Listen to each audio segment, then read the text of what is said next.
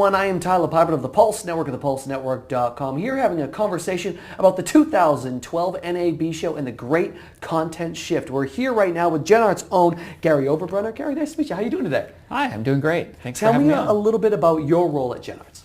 So I'm Chief Scientist and VP of Engineering. I develop all of the software, or my group does. Okay, I was going to say scientist. you got to expand upon that a little bit more. Well, what does that really mean as far as you develop just all the software? So all of Sapphire and all of our other products are image processing based visual effects. Mm-hmm. So they take images in, they take images out, they process those images, and that's what we do.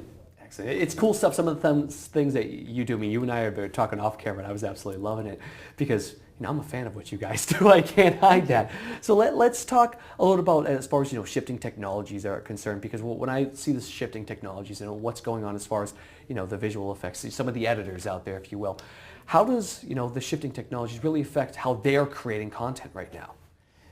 I think back to 15 years ago when we started GenArts, and it was all big iron SGI Onyxes, and now that has been totally democratized. Mm-hmm. Now you can get more power than you had in those machines in a tiny little desktop. Even my cell phone has more power than that SGI.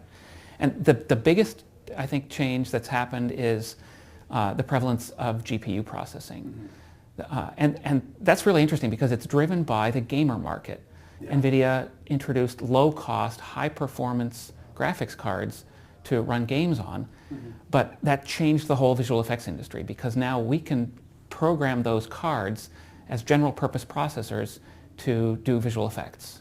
Mm-hmm. And so you can do what used to take $100,000 worth of hardware and do it literally on a $100 or $200 GPU card that is available in the local high street shop. Does it almost make you laugh at a certain point and say, wait a minute, this cost me what back then? And now it's going so fast. It really is. It's just something that is so cool. Gary? So what that means is that you can do all of this stuff in real time, mm-hmm. right? It used to be you'd get a couple of clunky frames per second, and now it's so fluid. You can really take your work to the next level.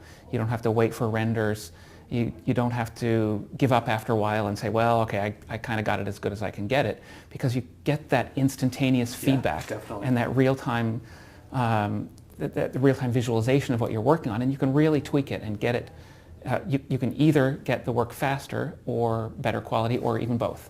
Shifting technologies, especially enhancing your workflow. Some of the great things that GenArts is doing. He's Gary Oberbrunner. I am Tyler Pyburn of the Pulse Network. Thank you guys so much for being part of the conversation about the 2012 NAB show.